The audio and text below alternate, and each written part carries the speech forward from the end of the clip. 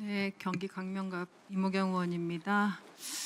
정명규 증인, 네, 우리 한국 축구 대표팀이 이번 북중미 월드컵에서 16강에 진출했었다면 오늘 청문회가 열렸을까요? 안 열렸을까요? 뭐 16강 이상 됐으면 열리지는 않았을 거라고 생각이 듭니다.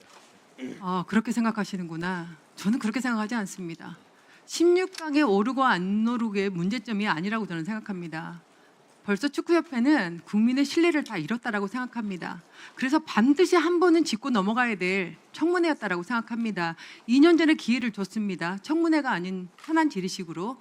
그럼에도 불구하고 국민의 의구심을 다 해소하지 못했다라는 겁니다. 그렇기 때문에 반드시 언젠가는 반드시 이런 날이 올 거라고 저는 예측을 했었는데 너무 빨리 왔다라는 거죠. 현대축구협회라는 말씀 들어보셨나요? 예, 그렇게 말씀하시는 분이 있다는 걸 그렇죠. 대한축구협회가 어느 날 갑자기 현대축구협회로 바뀌었더라고요. 현대가에서 지원도 공헌도 봉사도 많이 했다라고 생각을 합니다.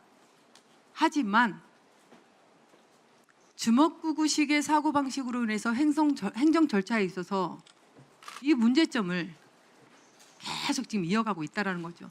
또 고대 카르텔이라는 말씀 들어보셨나요? 뭐 계속 국민들이 하시는 말씀드립니다. 거기 앉아 계시는 회장님도 고대, 옆에 앉아 있는 감독님도 고대. 고대 출신 아니면 협회에 발도 못 딛는다. 이런 말들이 왜 나오는 건가요? 인재가 많기 때문에 그럴 수도 있다라는 생각도 한번 해보기는 해봅니다. 하지만 포용 정치를 해주셔야 되는 거 아닙니까? 그럼 제가 그 임명한 대표팀 감독 중에서 25명을 그 남자 대표팀을 했는데 고대 출신은 한 명밖에 없고요.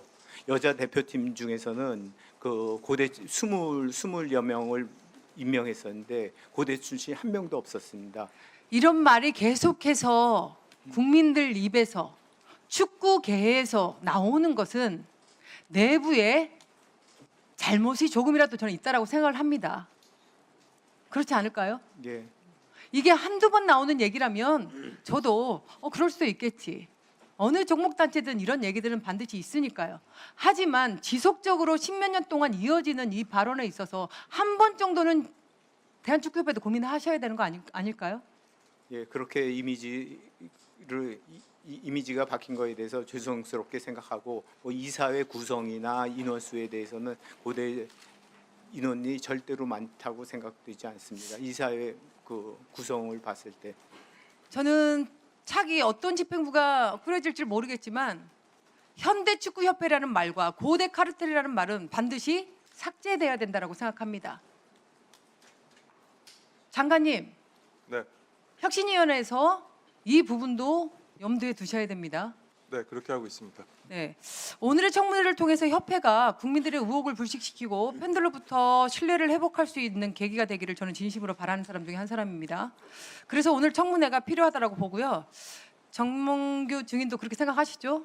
예, 역대 국가대표 감독을 한번 제가 살펴봤어요. 히든크 감독 이후로 홍명보 감독까지 국가대표 A팀 감독은 총 18명이었더라고요. 그런데 평균 임기 기간을 봤더니 1.3년입니다.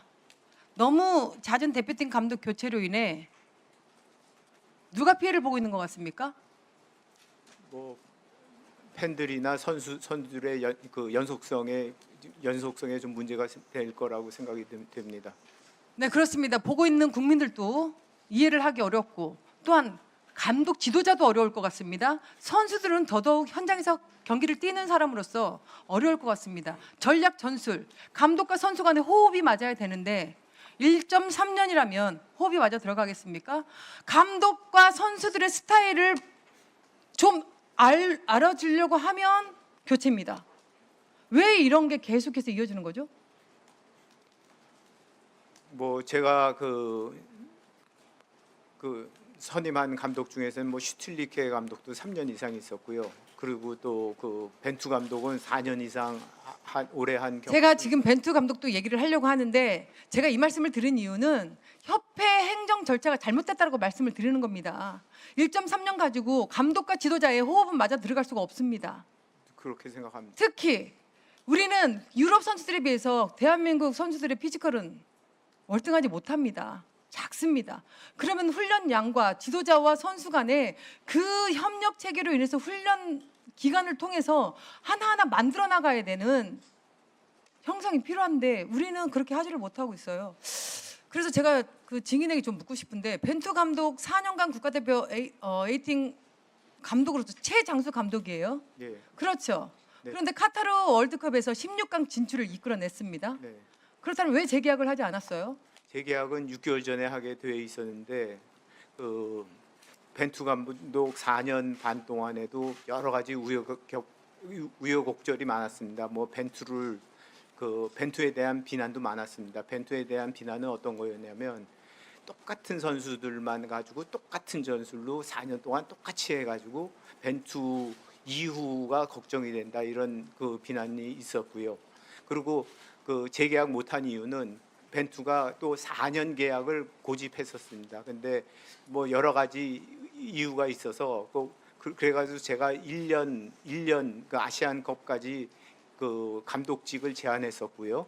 그리고 4강 이상 됐을 때 그 월드컵까지 하겠다 이렇게 했는데 그 벤투 감독이 그거를 거절하고 4년 아니면 안 하겠다 이렇게 이야기해가지고 결렬. 제가 말씀을 드리는 것은 그래도 카타르 월드컵에서 16강에 진출을 했고 4년 동안 가장 최장수 감독으로서 선수들과 호흡을 잘 맞췄다라고 생각을 합니다. 네. 그래서 벤투 감독은 4년 연장을 원했지만 제가 알기로는 협회 측에서 8년을 맡긴다는 것은 에 대해서는 부담스럽다라는 이런 말이 나왔어요. 언론에 나왔고 부담스럽습니까?